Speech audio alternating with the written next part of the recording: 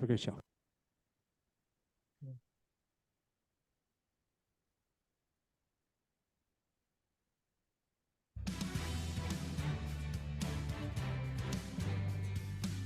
Welcome to Finding Certainty with your host and U.S. Army veteran, Patrick Laing. Over the next hour, you'll learn from Patrick and his expert guests how to attract more certainty into your business and your life. Now, here is your host, Patrick Laing. Welcome to Finding Certainty. If you're a frequent listener, we appreciate your patronage. And if you've just stumbled across us here on your Friday morning, we're glad you're here and confident you'll be glad that you came upon us. Very pleased to have a special guest today, Mr. Jay Levin. Jay is an accomplished entrepreneur. He was the founder of LA Weekly, which went on to become the most successful urban newspaper in the country, if I'm not mistaken, Jay. And we're going to get into your story with that, but that is my understanding. That is quite the accomplishment. And he now runs or oversees and spearheads an extraordinary organization named equipourkids.org. Basically, Jay took the lessons he learned over the years about emotional intelligence and is now helping our kids and our youth learn those lessons, which are so important. So we're going to talk about that today as well. Jay, thanks for being here. Really appreciate you making the time to be on Finding Certainty. Well, thank you. And I'm super glad to be here and have a chance to chat with you. Well, it's our pleasure and it's our honor. Thanks for not only being on the show, but more importantly, thanks for what you're doing for our community and for our kids. You know, I'm a father of 5. I have 3 boys, 2 girls, and I know how important emotional intelligence is in our children. I think it's a future of our communities and our society in a very real sense. If we can't learn those skills, we're in big trouble. And we'll get into why that is today. But I always start out my show with a couple of reasons why I've invited this specific guest to join us. And in Jay's case, he is a phenomenal example of an accomplished businessman or entrepreneur, a leader in business.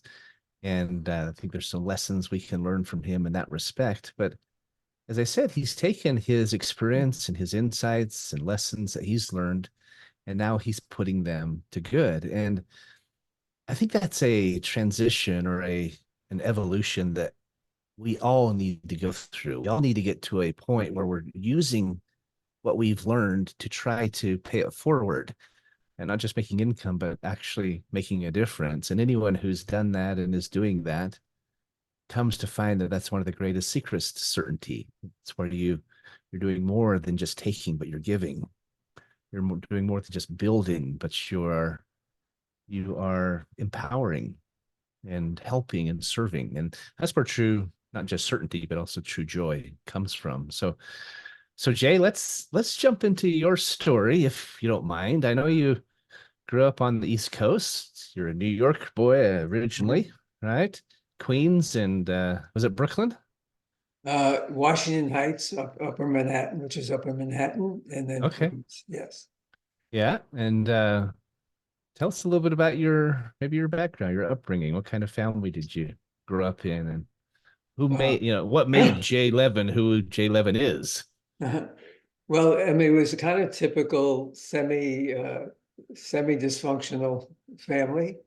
like all of ours, right? Like most of ours, yeah. My mother in particular had an alcoholic father who was very difficult, and all the kids paid a price for that. And in her case, it was ways of affecting her children, including me, because of her pain. But the key that stuck with me in life is and became a signature piece for my consciousness was my parents really loved each other. I mean, deeply.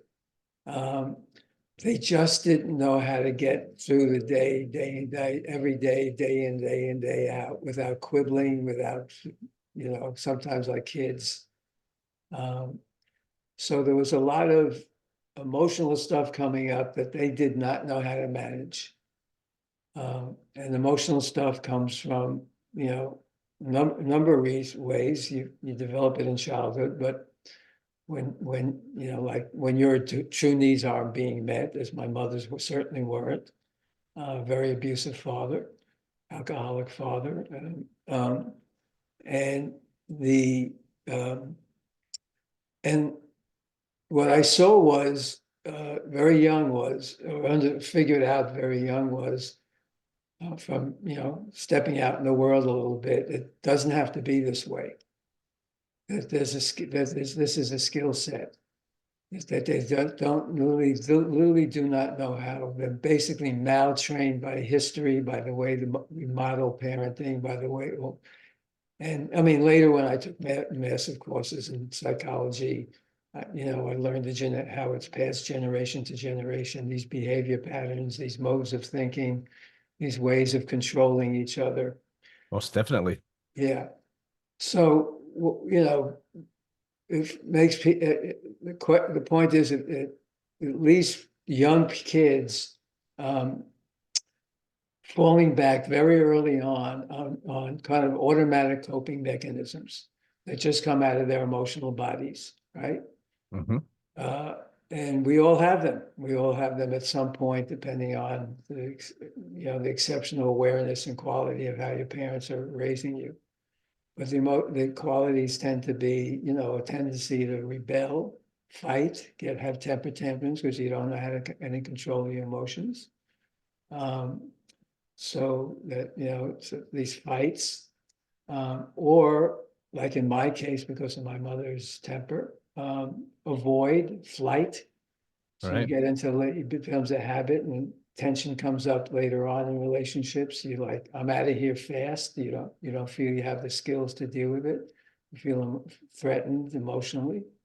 It's so true. Another Can I interject one thing? Go for it. Yeah. I've been reading a book again. It's one of my favorite books, and he goes into exactly what you're talking about. It's a book called Real Love by Greg Bear, Baer.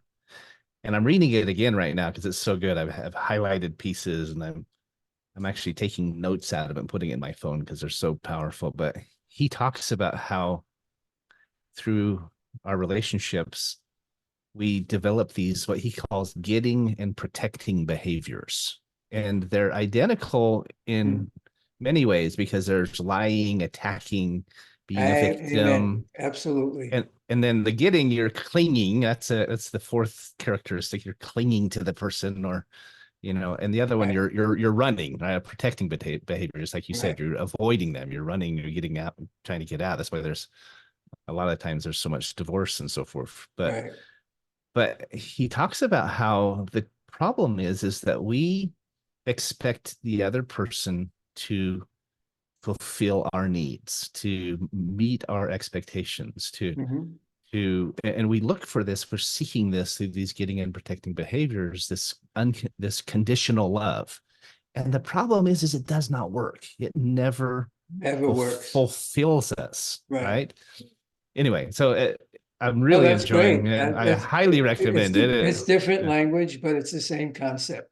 100%. So I invite your listeners and watchers to consider their own childhood development and how that went, and that leads us into what emotional intelligence is. So you mentioned fight and avoid. Flight, fight or flight. Right. You mentioned is control. Kids, you're going to be a control freak because the outside world isn't working, so it's got to work this way, and you want it to be this way. Another one is manipulate. That's when kids start lying, because when a kid comes in, it needs everything. And if the parents don't know how to meet those needs in a healthy way, and then teach the kids to meet their own emotional needs, right? The kids fall back on these patterns of human behavior that are actually being modeled for them by the parents, right? So before we go into EI in too much detail, let's get back to your kind of your upbringing? Were you into sports? Were you into debate? I mean, what did you do as a child that kind of led Oh, you I was toward the into, as a professional path child, you're I on? was into stickball, handball, and reading. Nice. And then, you know, I when played soccer. I got a little bit older, like 10, I started getting into girls, 12.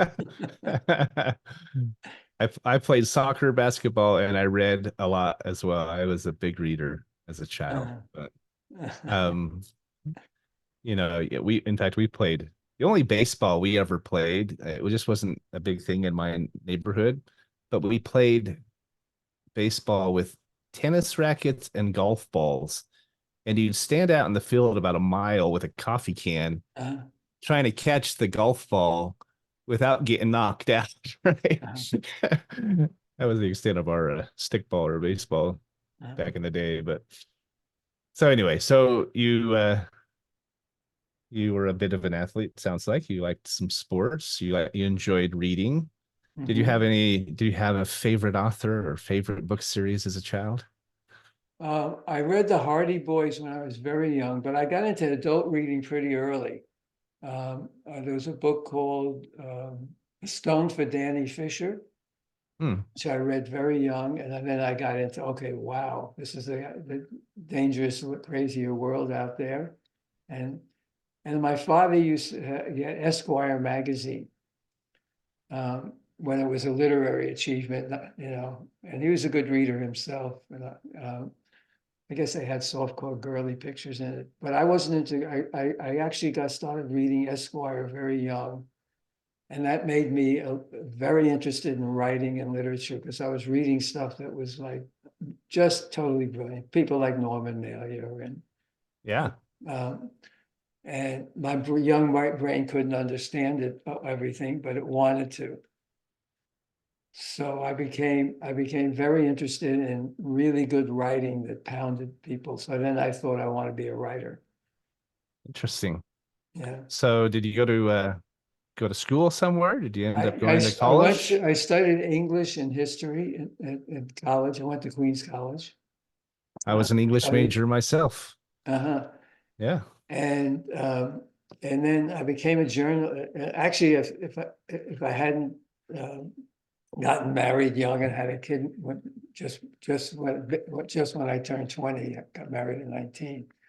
Mhm. Um, uh, you know, I would have on my own, I might have tried to be a novelist, but I actually there was a one of those really great literary writers as a columnist at the New York Post in New York, a guy named Murray Kempter, and I was fascinated with his ability to string amazing sentences together and yet give you an insight into things that were going on in the world. In those days, it was the civil rights movement in particular, but just a lot of stuff. The adult world and the political world expressed in ways I could see the larger picture and feel the emotionality behind it and see, oh man, you know.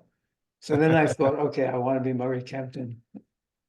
So That's great. I strove to get a job at his paper, his newspaper.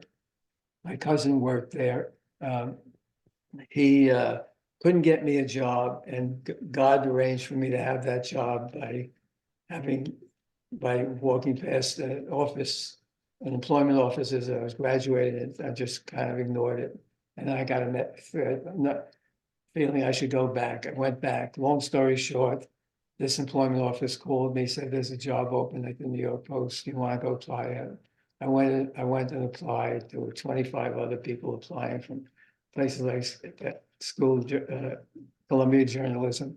I got the Hmm. job, and that started my career. I was That's meant to have it, so that I became a kind of young star at the Post. Yeah, New York Post. That's a big organization. yeah, different That's ownership no back small then. feat. Yeah, no, well, it was no small feat, and I got to meet Murray Kempton. What was it like meeting one of your heroes and actually getting to work with him? That I must was be intimidated. extraordinary. Or yeah. I just wanted to hope he would befriend me, and to some degree he did, you know. But he was a very internal kind of mental guy. Uh-huh. And, so our exchanges were nice, but he wasn't mentoring me. I was on my own. Gotcha. They were fleeting but impactful, I would Right. assume. Yeah. But what brought me into this field was I understood very early on. I just had this sense very early on from my parents and my own reading, stuff like that, that dysfunctionality in the world um, is uh, because of a lack of learning how to do it differently. I agree. So um, once I established myself, it took about a year or two as somebody they really trusted and wanted to see me do more. I got them to let me do a series on modern therapy techniques being used in drug treatment. Really? Wow. So I sat in sessions for 6 months. I got to know some of the addicts, and I saw them change, right? So so it affirmed for me something that became just a kind of lifelong thought, which is almost all human dysfunctionality, right up to the nuclear weapons pointed at our heads as a model, wars, crime, is because we're really maltrained. We're really trained not to get along with each other well. We're really not trained well to deal with the stuff that comes in, our anger, our frustration, our sense of I got to get my needs met, screw yours, Yeah. et cetera. Um, so the so it just became a kind of inner motto that human dysfunctionality, pain, personal and collective, is a lack of skills, not a lack of character. So I took a lot of workshops and ultimately later, years later, I took a master's degree program in spiritual psychology. So, and when I started the weekly, by the time I started the weekly, I'd been writing about this stuff. It was just one of the areas I wrote about.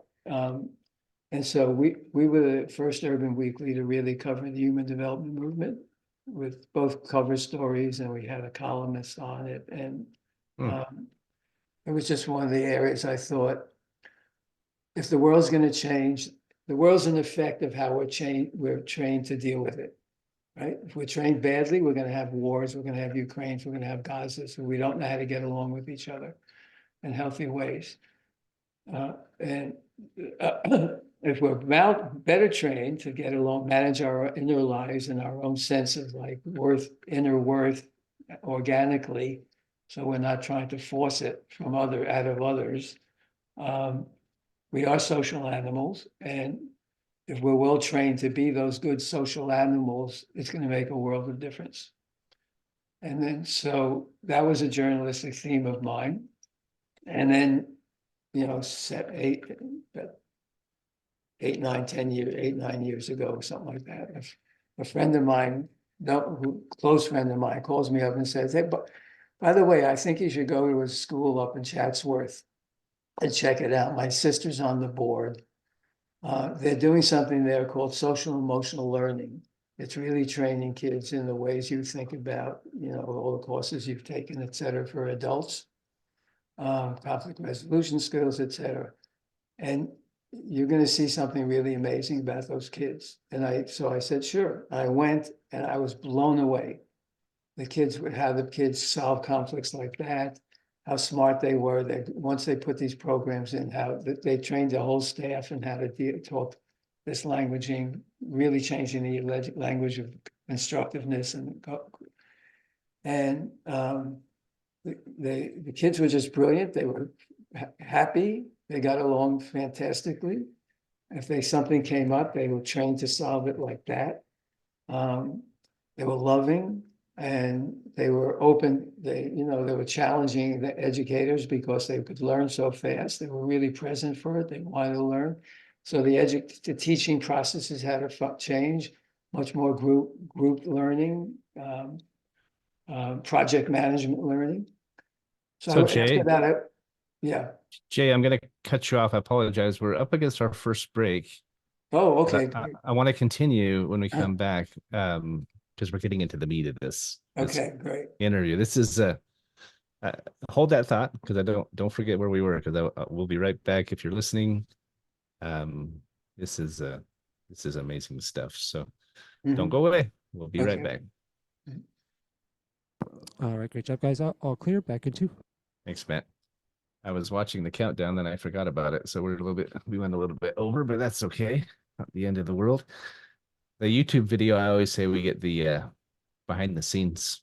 You can keep talking because we're still recording, and this will be on the video later. But I find it interesting, before we jump into too much about emotional intelligence and what it is and kind of what brought you to where you are today, I'm interested to know more of how you gained this insight, this understanding. Like, for example, I took a class once in college. It was a family science class, and I learned this lesson.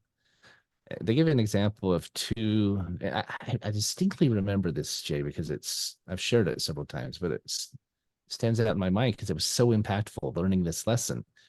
They gave the example of two different employees who both got sent home from work. I guess there was some influenza or something going through the office, and maybe chickenpox or something like that. And they started showing symptoms. And so they said, well, we're going to send you home so we can hopefully stop the spread. Right. And they felt okay, but they were potentially contagious. Right. So they said, just go home for 2 weeks, paid time off. And the one guy said, I can't afford to take 2 weeks off right now. I've got a overflowing inbox and deadlines. He goes, I can't, this is the worst possible time. And he went home and was miserable the whole 2 weeks. The other guy said, sweet, I've needed a vacation. Right? He had an overflowing inbox. He had deadlines. He had the same workload, but he chose to look at it differently. And he said, they said I had to go home from work. They didn't say I couldn't go fishing. Right. And he went home and bought a bunch of junk food, went into some movies, went fishing, just right, had a great time for 2 weeks. And they both came back to the overflowing inbox, had to catch up on some deadlines and other things. But the one came back depleted and discouraged and frustrated, and the other one came back recharged and invigorated. And the teacher said, what was the difference between these two scenarios? 7 seconds, guys. 7 seconds. Thanks, Matt. And there was no difference except for how they chose to see it. Okay, we're coming back.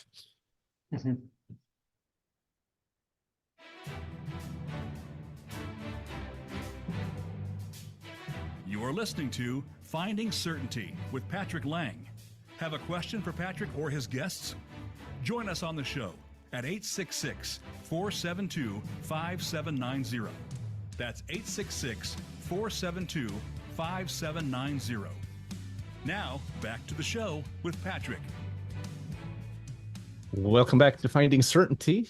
I abruptly cut Jay off a couple of minutes ago before we went to break. I apologize, Jay, but we were just getting into the examples and these kids you saw that had learned and were learning these skills, these emotional intelligence skills, and what a difference it made in their lives. In fact, if you go to your Instagram channel or your Instagram or your website, you see examples and testimonials, right, from kids who have learned these lessons, and it's pretty extraordinary what a difference it makes. Right? While we were on break, I was sharing an example with Jay of a lesson I learned. You go to the YouTube channel and watch it if you'd like to hear it. I won't repeat it here just for time's sake, but it was basically an example of two identical scenarios where one employee chose to view it one way and another way, and the one was depressed and discouraged and the other was invigorated and recharged. And the scenarios were exactly the same. It was just how they chose to see it. And that's a big piece of emotional intelligence, right? So before we go too much further, though, into the topic and into your foundation now and what you're doing, were there lessons? You talk about working with the drug addicts, and were there any other lessons, do you think, that prompted you or I don't know, launched you into this role that you now play. I mean, you went on to, you're the founder, right, of LA Weekly. You started LA Weekly, you built it into an extraordinary success story. And I'm sure through that you had additional confirmations and additional reminders and insights that continue to build this understanding. Is that safe to say? Well, I mean, there are many ways. I built additional understanding, as you would call it. One was being a journalist, seeing the world as it really is, seeing the corruption in the world, seeing the nature of our politics. Before it gets glossed over, is that what you're saying? Huh? Before it gets Before it gets glossed over, right. really seeing the underlying nature of self-advancement, often self-advancement against the interests of other people. Right. So seriously, again, so part of journalism is meant to cover that. I was by nature an alternative journalist, which means to me, I want to cover those things that needed to be shown to the world because it needs to be fixed. And I want to show equally, even maybe even more so, I wanted to show the potential fixes.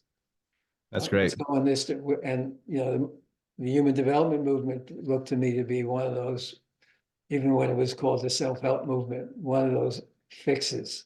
Absolutely. Right? Learning to be in the world in a different set of paradigms than historically you've been in the world, right? With the excesses that of ego, because we still have our ego, malaligned ego structures. But so, I was involved in a number of investigations and causes. One of our major issues was I sensed right away that when I got to LA, the smog was so bad here. I sensed there was a sense of corruption behind it. So I put a team together to investigate, and sure enough, we ended up doing 40 article series and 2 issues that got the state legislature to fire the people running it and change the air quality management laws for the entire California. Really? So Wow. yeah, so I mean, so there was plenty of, and then the racism, the poverty, um, um, the influx of immigrants coming from Central America at the time, and still coming in because of our backing of corrupt oligarchs down there. So the murderous lack of opportunity for people down there that have decent lives. So that's the dark side made me think more about what's the light side. So that was very much an instigator. So what happened when I went to those schools is, aside from covering the movement, I just had the realization, if we could get this in every school in America, right, and every school in the world, that's the change the world needs. Kids, just basic Absolutely. humanity, knowing how to be with each other in healthy, cooperative ways, and the benefits from that. Well, isn't it interesting, Jay, how when you have principles that work, right? It's not just in school, it's in a family, it's in between lovers, it's between friends, and to your point earlier, could literally work between governments and countries if they learn those lessons. Another one of my favorite books is a book called Crucial Conversations by Joseph Grenny and Perry Patterson was his name. And they talk about teaching the UN and others how to have these crucial conversations, right, which are really emotionally intelligent conversations, right? Yeah. I mean, the core need of dysfunctional historical education is, I got to either get along with the powers that be, even though the game that is, so I can survival mechanisms. And if I become too much of a rebel, they'll kill me, or I'll become the king, and I'll have all the power. I mean, I do go into it on I'll give you a link to my lectures about this. But the core of it is, we simply do not know how to manage our own feelings of isolation and needs in completely healthy ways. And we need to learn that before we blow ourselves up. I mean, we sit here with nuclear weapons pointed at our head, and technology constantly eyeing the other technology. And if they misreport something, we might have an accidental nuclear war. And At the same time, you got crazy people in the world who are like, you never know when one's just going to go over the edge. right. So that's the end product of just basic training and feeling good about yourself in healthy ways, not about me over you and I got something that you don't have ways. Well, I mentioned the relationship book I mentioned earlier, Real Yeah. Love, and he says we really have 4 different responses in any scenario. Okay, we can try to change the other person. We can live with it and like it, live with it and hate it, or leave. Those are really the 4 options. Right. Most of us spend all of our time trying to change the other one and not realizing that it never works. They're never going to change. Now, we can learn to live with it and like it, and that comes down to us viewing it differently, choosing how to view it. We can live with it and hate it, which isn't a great option because we're just miserable, or we can leave, and that's what a lot of people do, especially with Well, marriage. there really is a 5th option. Everybody go get mutual nonviolent communication training and find a great therapist. Exactly, and that's the who will point I was train you in the skills to know how to get along. right, and that's the 5th point I was going to make, is that he teaches in this book. I highly recommend it. Now, you should read it and incorporate it or share it with your people, your students, etc. But he says you have to learn how to focus on the other person's needs with unconditional love or unconditional service, and how to make healthy requests.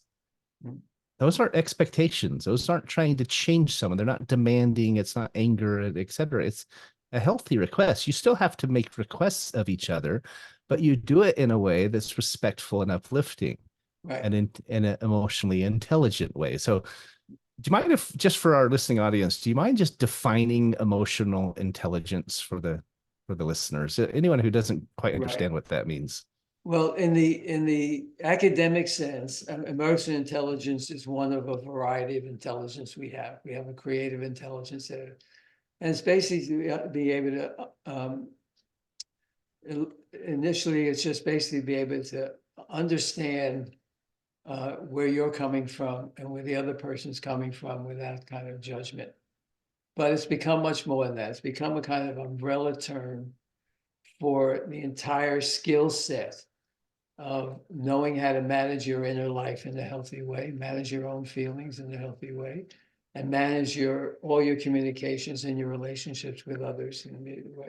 So what you just shared was just a little piece of that, right? It was About being respectful to understand, seek first to understand and then be understood. It's one of the mottos. But it's one thing as a concept. It's another thing as a real training, right? I can application. tell you to do this, and you're not trained to do this unless you're given a program to learn how to do this. So you can change your behavior and thought patterns day by day. What happens with the kids in the schools is they're given a program and they're practicing it with each other nonstop about how to do it. So at these very young brains, before they're totally into me against you thinking, or I got to be one out, or feeling bad, about themselves, but putting on a face or trying to seek approval from the other kids because they're not getting it, and therefore wondering if they're really who they are in the world, and I got to prove myself, or I got to disappear and hide.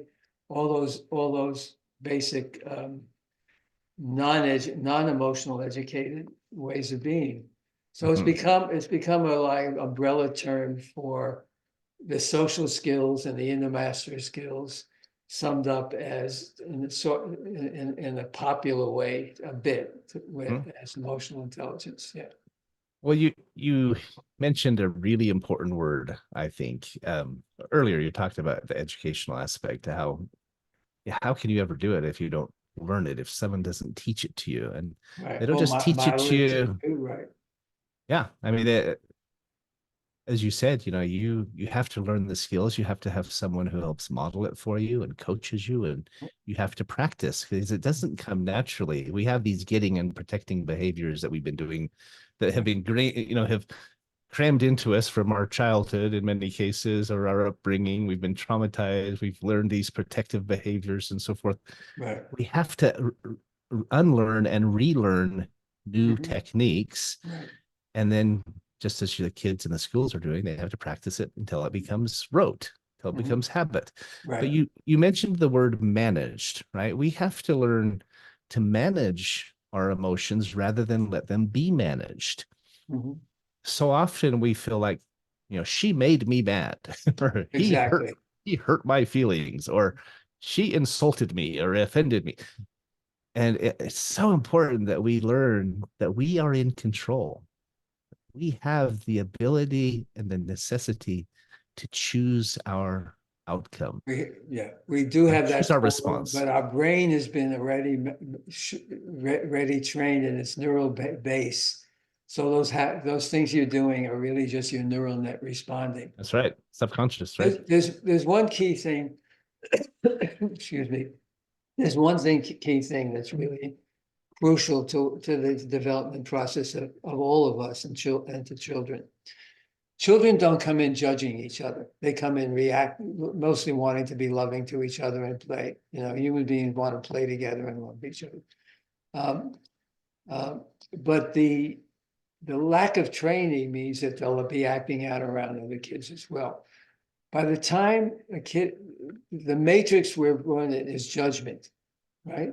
Parents are saying, you're not good enough here, or this kid's not good enough, this person's not good enough. And that's the matrix we're living in, right? Our Mhm. politics are totally the abject example of that, how we deal politically, right? Right. So it's me against you, I'm right, you're wrong, etc. But by the time a kid is 5, all of us have developed a sense of, am I good enough? Right? Mhm. So we've developed an inner critic looking at us. Kids do not come in with an inner critic. Most of all adults walk around with an inner critic. Sometimes they over exaggerate who they are and they just blow off the inner criticism and they're just egomaniacs. But often enough, well, I'm not good enough there. I'm not good enough there. I'm not good enough there. That itself is the crippling need to make yourself better or possibly put yourself over another person. And it's almost inescapable in this world to not have an inner critic that also looks at others. So in the spiritual sense, when Christ says, judge not lest you be judged, means that whole system of judgment is keeping you from what you really know, to the higher parts of your brain, to the most creative, to get you in line with what what your would be your What optimal you're way of being in the world. what you're capable of, right? Your So potential. so I look, the movement we support is called the emotional intelligence movement we support is called, the educators called social emotional learning. Mhm. A boring, brain deadening term. I wouldn't have chosen it, but it was created by academics and child psychologists. Um, but the truth is, if you get the young brain early enough, before it's so matriculated into this way of being, before you build up literally billions and billions, if not trillions of ways of behavior that are automatic in your brain neural net, so Mhm. you're free for your higher consciousness to function and lead you. You get the world we have. You get what's happening in the world right now that's painful to everybody. That's a really good point. It's a good spot for us to go to our last break. Okay. When we come back, let's dig into SEL a little bit, because while the name may not be very exciting, the topic is powerful, Mhm. right? If you if you can unpack it and understand it and implement it in your life and in your children's life, I think what you're doing, Jay, is not just changing lives today, but they're generational results. So My total goal, change the generation. The end game, get a generation that'll take down the nuclear weapons and stop all the crazy me against you stuff happening in the world that's and in our absolutely, personal lives. Divorce absolutely. rate, divorce rates off the charts. Yeah. Well, we're visiting with Jay Levin. It's the what is your official title at Equip Our Kids? Are you President of Equip Our Kids. That's equip, OUR, kids.org. Yeah. When we come back, we'll talk a little bit more about SEL and about Equip Our Kids. Don't go away. We'll be back in just another minute. All right, great. All clear. Back in 2. Thank you, Matt. Mhm. This show always goes by so fast, Jay. And I've heard it referred often to, feels a little bit like a stroll down memory lane, right? This is a radio show, right? Yeah. Yeah. It's live Will I be radio. able to get a copy of it later? Uh-huh. Yep. Okay. Yeah, they'll digitally master it this after the show. I'll have it to you later today and Oh, that's YouTube to you fabulous. as Thank well. you. It's a good interview. Thank you. Oh, And you're obviously well versed in the field, or well enough versed in the field to really get it. Yeah. I know a little about a lot of things. Yeah. But this is one of my favorite topics. I think it's so important. I work on Oh, it wonderful. myself. I mean, literally as much as recently as last night, my wife and I were talking about these Oh, great. principles and trying to work through something. And Yeah, you have such a sweet, allowing way of hosting. It's great. I appreciate that. Yeah. You'll meet Frank. He's the polar opposite. He's high energy and kind of intense and political. Who's Frank? He's my business partner. I was Oh, telling I you see. who Oh, has okay. the other host on Voice America that I was telling you about. Part of my career has been is on the business side. Is I still host a 12-year mastermind, but Yeah, over the last 20, 25 years, I've coached about 50. As a part-time thing I like doing. Coached about wonderful. 50 CEOs. Yeah. I would love to be a part of that if it was an option. I Uh-huh. own 3 different companies. Oh, well, it's an option. Yeah. I'll get you the information. Well, let's talk more. Uh-huh. Absolutely. I tend to deal with, I like to deal not with big corporations, but people who've done small size businesses that they want to grow. Mhm. So, That's us. because I'm not a corporate world person that can talk all the corporate languaging. No, I'm the same. Yeah. 10 seconds, guys. 10 seconds. Mhm. All right. Thank you, Matt.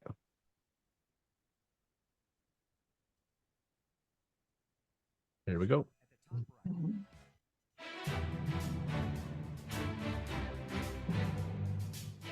You are listening to Finding Certainty with Patrick Laing. Have a question for Patrick or his guests? Join us on the show at 866-472-5790. That's 866-472-5790. Now, back to the show with Patrick. Welcome back to Finding Certainty. Having a great conversation with Jay Levin. He's the former founder and owner of LA Weekly, one of the largest urban newspapers, not newspapers. Yeah, urban newspaper or weekly. Urban weeklies, we call it. Yeah. Is it Urban Weekly? It was the largest in the country. And how long did you do LA Weekly for, Jay? I was involved with it for 17 years before I sold it. Yeah. All right. And now he is the president of equipourkids.org, which is a nonprofit that's focused on helping our youth, our children learn emotional intelligence.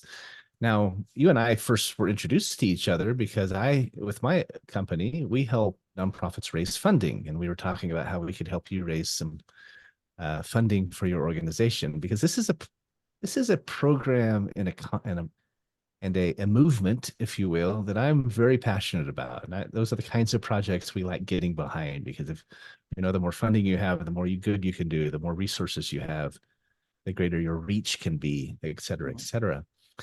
But what's interesting to me is that we're never done learning it, are we? I mean, you're a little bit older than me, not much, maybe. I'm turning 55 literally this Sunday.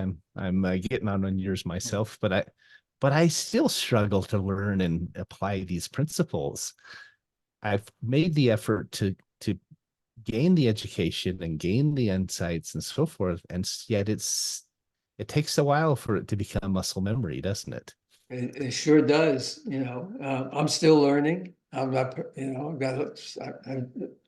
I've healed some of my negative patterns, but not all of them. Yeah. The But neural net is a real thing. The neuroscience about this work is phenomenal in support of it, because when you understand the brain and how much the patterning takes over for us, mhm, then it becomes very simple to say, okay, I owe myself to a repatterning. Where do I find it? This isn't working for me. Maybe it's not that I'm a bad guy. Maybe I'm just maltrained. The right. world gave me a bad education. I'm going to go get myself a good education. Yeah. Well, it's a combination, I think, of a desire to change, having faith that you're able to, gaining the understanding of how to do it. If you Hmm. can have mentorship and coaching and Right. support network, even better, right? That's the language you choose to use. I mean, just last week we had Eric Zender on our show. I know as a good friend of yours, I understand you're editing his book that's Oh, I coming out. edited. I edited it. I did. I edited his quotes caffeine book for him. There you go. Yeah. Yeah, one of the most interesting people I've had on my show. I've got to say, he was amazing. Absolutely brilliant, wonderful human being. Yeah.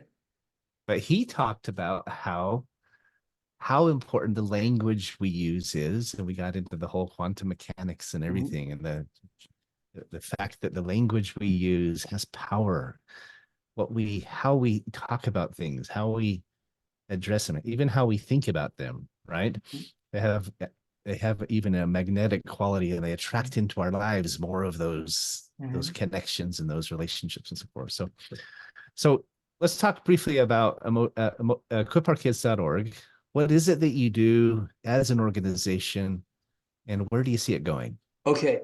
So once I made a commitment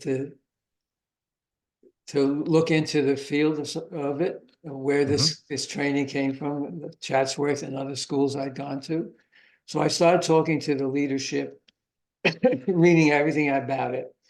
And it was a process developed many years ago by child psychologists and educators and academics, looking at the best post-Freudian training techniques and stuff that comes out through education. But it was a conversation only among educators. So at that point, there was only 5% of select schools really had it, 5% of school, 10% maybe. Really? Wow. And it was like creeping along. And I got so enthusiastic about it. I said, I don't want to do another media company. Had been publishing one, and I said, it's not interesting enough.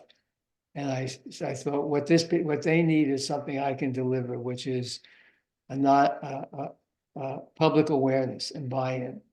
Mhm. So I started Equip Our Kids as a nonprofit, totally pro bono marketing, branding, and advertising agency for a movement that had none, and even with all the program providers in it, had no business association.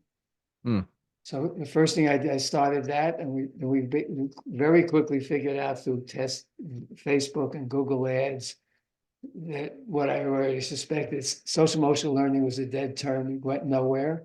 But if you talk to parents, particularly about emotional intelligence and linked it to the life skills that they wanted their kids to have and develop, it was clickbait. So then I started spreading this information and making media for the organizations out there. Particularly, there was a number of state few states had developed state alliances where the educators got together to lobby for it in their states. Educators who knew it. So I started feeding them media, and I also had them train me because there was not one in California. So I got a group of people in the room, and I said, here's a model of what's happening. And like I used Massachusetts and piped these guys in. And out of that meeting, we founded the California Social Emotional Learning Alliance as a separate entity from Equip Our Kids. And it now has 40,500 educators, making a huge difference in the state, lobbying, getting it into districts and money out of the state for it.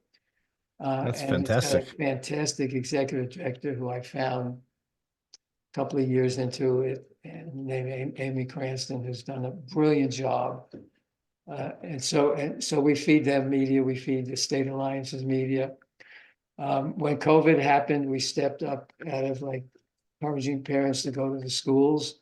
We created an emotional health toolkit on the site, curated it from the best stuff out there for parents.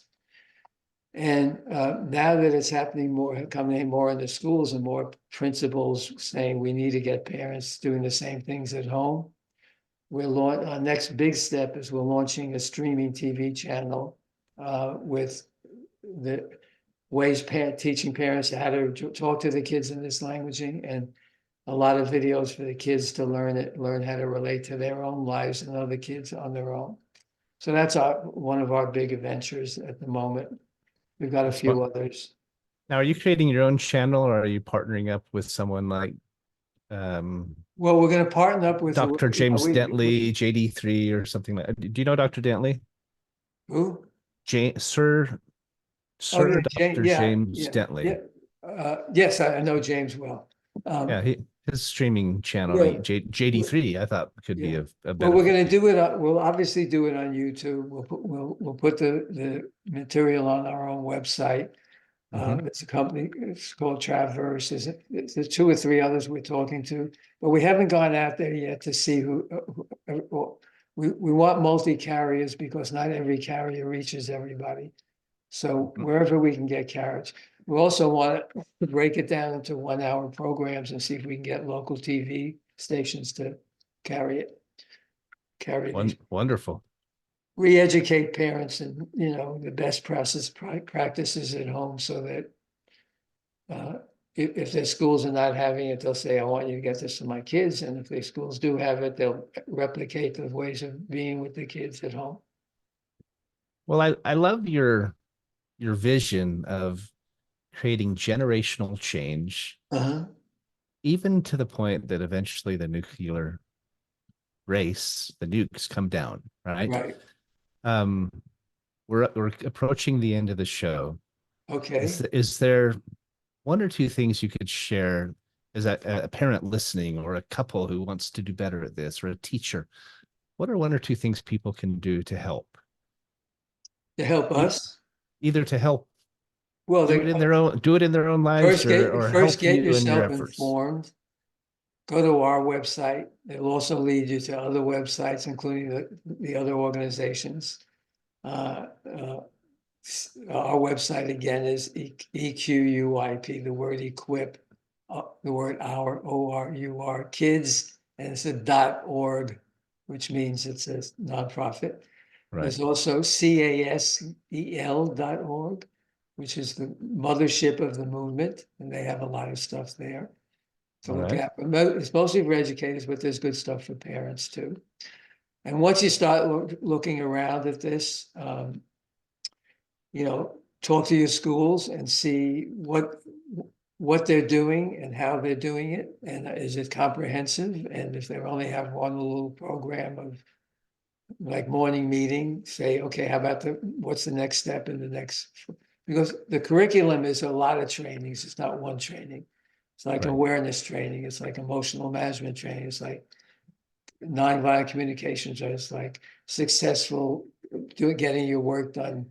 It's like learning how to stay in your own human power rather than give it up to others. Ultimately, Jay, and I'm afraid we've got Okay. about a minute left here. But ultimately, what you need, correct me if I'm wrong, you said people need awareness, right? This is not going to happen with one organization or one man, Right. even one passionate group who really believes in it. We need a grassroots movement For sure. involving parents and students and Right. policymakers That, across the country and around the world, right? right. So Amen.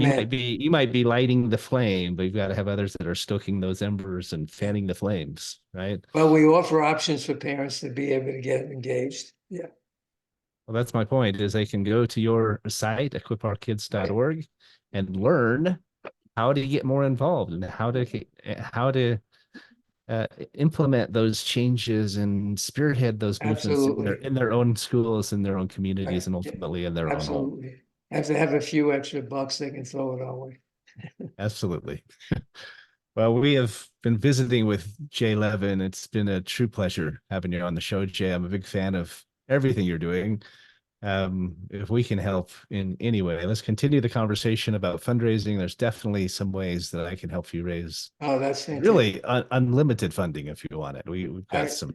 Unlimited funding is my pot at the end of the rainbow. I get unlimited funding. We'll get this moving really fast into the schools in healthy ways. Yeah. We can do it. Let's meet again and we'll continue the conversation. I know you have another show right after this one, so we'll cut it short, but thanks for being on Finding Certainty today. Thanks for listening. If you are, we appreciate your interest and your patronage. I'm sure you gained as much as I have from today's conversation with a true servant leader in our community. And thank you, Jay, for everything you're doing. And thanks for being on the show. Thanks for the opportunity to share with your audience, Patrick. Really appreciate it. Yeah. Our pleasure. I'll get you the link in the YouTube. You can put it on out on your social media if you'd like. And anything we can do to assist, we would be honored. Right. Bye to everybody. See you later. All right. Take care. Have a great weekend. Contact us if you want. Okay. All right, perfect. Good job, guys. We are clear.